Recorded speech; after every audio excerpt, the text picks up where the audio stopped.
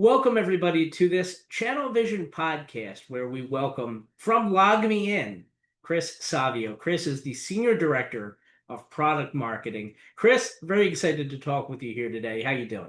Yeah, awesome. Doing really well. It's a beautiful day out here in the Boston area, and excited to be talking with you today and for everyone that's listening in. There's a lot of buzz around LogMeIn, I feel like.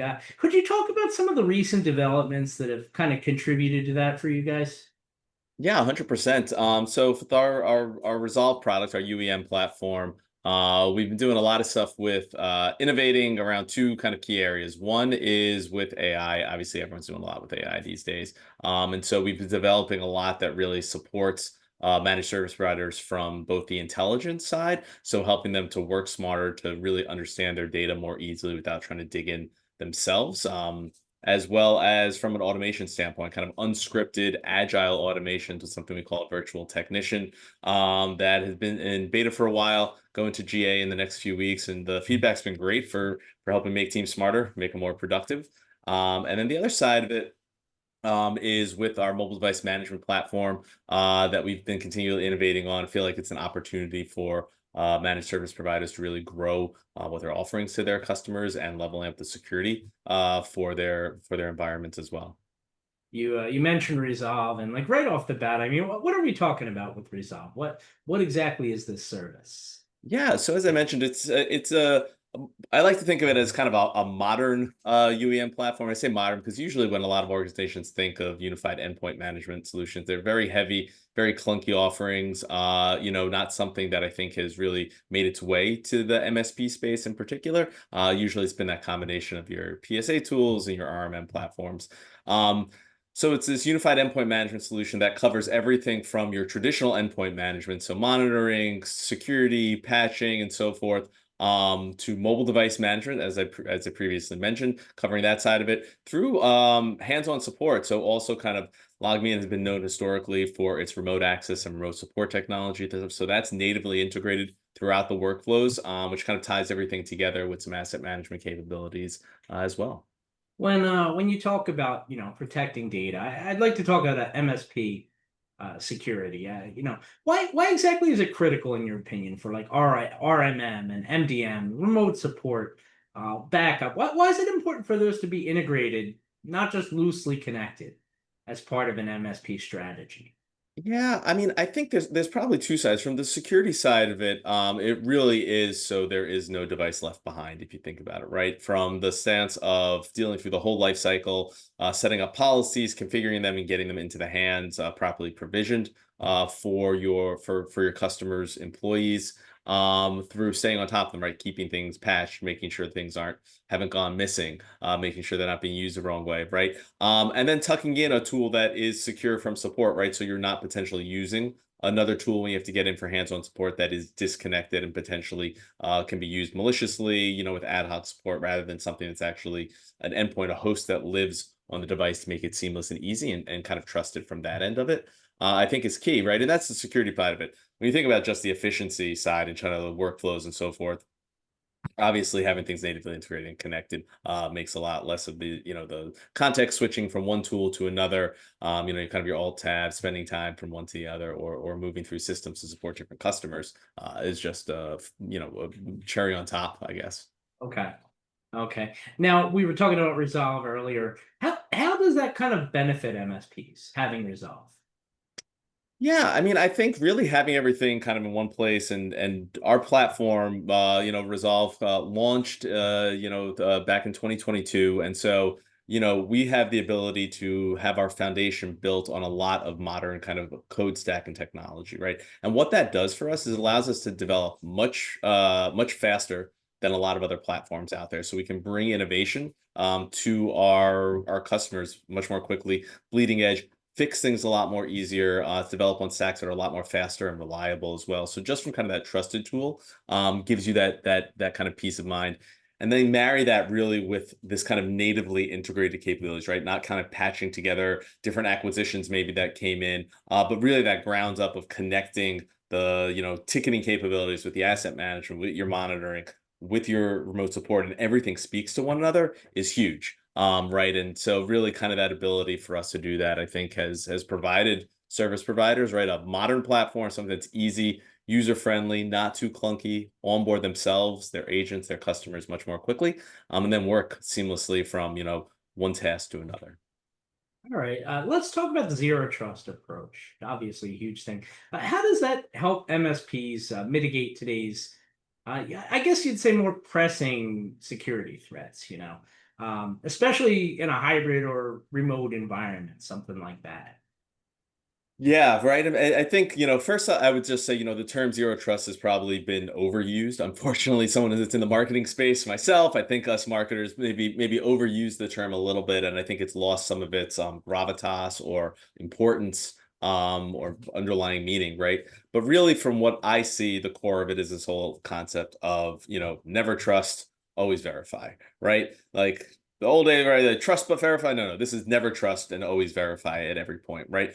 And so having that ability to know that whatever solutions you're using with your providers, how they're set up, always assume that whatever is in there, whatever is using it, whether it's integrations that you have speaking into it, APIs pulling stuff out, in a hybrid work where you have maybe your customers in there or different agents in there, always assume, hey, least lowest base permissions, right? Role based, and set that access right. For them, and figure out, right, is the tool that I'm using, is it storing credentials incorrectly? What's the risk on the end device or the hosts that are out there? Is there multiple entry points to those, right? So, we mentioned consolidation earlier. Really consolidating down into one tool stack as well opens up less vectors for potential threat actors as well to get into that, right? If you have 4 different hosts sitting on your employees' endpoints, right, that's 4 different vendors, 4 different potential risk entry points that could go in. And I think you hear this over and over again. Unfortunately, there's just different social engineering and supply chain attacks and so forth, that are just taking down, small business is fine, but MSPs is your lifeblood, right? You get into your vendor, propagates out. That's your business potentially on the line, right?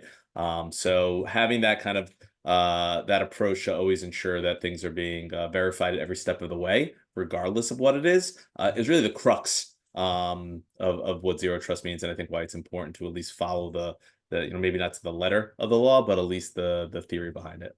Really interesting. So you're using Resolve. How does that help improve MSP security posture? Yeah, that's a great question, Brady. And so, I mentioned this idea of a, never trust and always verify approach. And when we were building Resolve, as I mentioned, it launched GA to the public in its infancy back in 2022. In the previous year, there was a number of high-profile supply chain attacks with vendors, RMM vendors that were predominantly MSP-heavy companies, right? And we were building this platform from ground up then. One of our lead engineers basically said, hey, we're not going to let this happen to our customers, right? And so we were able to build in our solution what we call kind of a zero trust architecture. But what it simply means is that any action to be taken on host computers needs a secondary verification. That isn't your password, isn't something to get into our tool.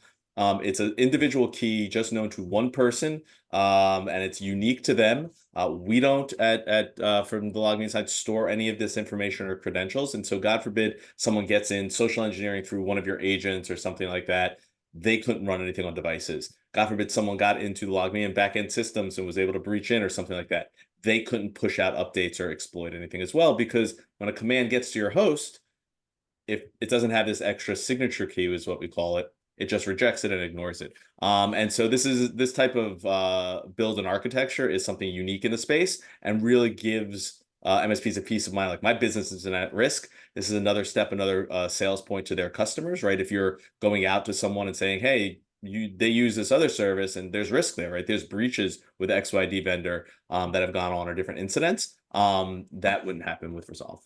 So. Well, speaking of terms that I think people tend to overuse, artificial intelligence, AI. How does that change the way that MSPs are operating today? Um, I don't know if it's changed it quite yet, Brady. I think cautious optimism maybe is what I'd say a lot of service providers and just people in the IT space are looking at it right now. But I think there is a lot of opportunity, right, when done right and done with a purpose, right? I think there's a lot of AI washing out there. I want to be by that. It's just kind of throwing AI everywhere for the sake of it being there, right? Not necessarily being a means to an end, right? Having a specific use case or problem that it's looking to solve. It's like, oh, we're just going to throw this random assistant in that you can ask random questions that maybe you're never going to need, or that's usually not your workflow. And so what I feel like that has done is, set up the industry at large for some failure, right? Where people are starting to like test these out first and like, well, this is useless or it doesn't work or things like that. But the way that we're approaching it with Resolve and largely with our solutions here at LogMeIn is what we call kind of this practical AI approach, right? Where it is a need, a problem that we see by speaking to our customers, by looking at the data and the trends within our solution, and coming up with, okay, how can AI solve that better, solve it more easily, solve it smarter, right? And so what I think when it's approached that way, what it's really going to unlock for businesses, I think, is not necessarily the self-service side, right? Not deflecting things. So I think there is a level of engagement that's still there. There might not be trust that it'll work, but really on the agent side and just the management of your ecosystem, right? So if you could, without doing PowerShell scripts or any type of knowing coding or anything like that, set up a few dozen automations just with natural language that can just go out and run agilely on any device like it's a remote control session for you, right? These basic things add up quickly. You could do things after hours when maybe you don't want to take down, one of your customers' devices that are important or productivity reasons, right? So you don't have to work after hours to potentially troubleshoot. So that's one end of it. And the other is really just getting smarter. And I think one of the places that AI is really going to unlock this from a productivity standpoint of understanding what's going on in your fleet ecosystem, right? With your customers, right? Asking in plain language, hey, what should I be working on today? What's important to me? Is there patches I have to take care of? Is there security concerns going on? Like, what is a high priority item for me by looking at that full suite? And I think, with Resolve, we have this unfair advantage of touching so many pieces of the management support lifecycle. We can use AI to guide you in your day-to-day work and almost have this like project manager that's sitting next to you saying, hey, go do this first thing in the morning and that's going to get your most value, then work on something like that. So helping kind of optimize your day, and then some scalable automation. I think that's really the two key areas where there's going to be significant impact for managed service providers that are really working lean as it is today, to kind of make their teams be able to support more customers and more endpoints with the resources they have. Okay. Now you talked about a lot of different Resolve features and all very good stuff. How does Resolve kind of approach integration with other MSP solutions? Yeah, so we know obviously, but we'd love to be able to provide every service that a MSP offers, but we know that there's other tools out there and that you can't pull away from. Obviously, PSAs are a big thing, and so we're rolling out integrations with companies like a ConnectWise or Halo PSA, things like that, to help plug into that side of it. The other space, right, for just generally workflows, we're also looking for, hey, where are common other tools or technologies that are either best in breed or used regularly? We know, for example, right, some companies are using Microsoft Intune because is what it was included in things, and they use it for small slivers of it. So we can plug into there, right, to pull information in and just make workflows easier with Resolve, right? So you don't have to use some of that clunky, non-intuitive Intune interface, or things like Microsoft Teams. If you're working, whether it's internally with one another or more easily communicate with your customers, right, to optimize those workflows. And so kind of looking for those spaces, and then, adjacent technologies. I mentioned our Acronis partnership, but also just integrations with other, antivirus technology, or things like that. So. What else can we expect from LogMeIn kind of moving forward? The velocity with which kind of our product and engineering team has been moving has been remarkable. We're investing quickly in a few key areas. I think we are continue to optimize the AI capabilities that we're working on, from our virtual technician to our dynamic insights that we have. The other piece is just generally reporting. We know for MSPs, that's a huge lifeblood for them. So building out much more robust audit logs, activity trails, reporting that's much more agile and nimble that then you can ask and plug into with some of our AI capabilities. The other ones I'd probably say, other focus areas are with integrations. I mentioned it's so important to kind of integrate into ecosystems. So this partnership like we have with Acronis, looking for other opportunities for that to help MSPs grow, by leveling up the services that they have. And then finally, it's really helping MSPs unlock the potential and power of mobile device management. So we're investing a lot into that space to really further integrate and connect that kind of MDM side with your traditional RMM, and kind of make, as I mentioned previously, a device, regardless of what it is, whether it's owned by your company, BYOD, hybrid environment, not hybrid, whatever it is, right? Android, Macs, Windows, right? Being able to see them all, manage the full life cycle of them, right? We're sticking a lot of horsepower behind making that a seamless reality for service providers. All right. And by now, I'm sure people are asking, where can we go for more information? So we're going to splash a few websites on the screen right here. Be sure to click through and check out all the great stuff that LogMeIn has going on. Chris, thank you so much for the time here today. Awesome. It was my pleasure. Thank you so much for having me. And yeah, for anything that I said that piques some interest, take out one of our trials, read more on our sites, and don't be a stranger. And while you're online checking out all the great things that LogMeIn brings to the table, don't forget to also visit ChannelVisionMag.com. On there, you can find great podcasts and CVTVs and webinars and white papers and just lots of great on-demand content right there on ChannelVisionMag.com. Also, be on the lookout for the companion CVTV, which you can find also at ChannelVisionMag.com. Don't forget to give us a like and a subscribe so you know when new episodes drop. And that's going to do it for today on behalf of our good friends at LogMeIn. This has been a Channel Vision podcast.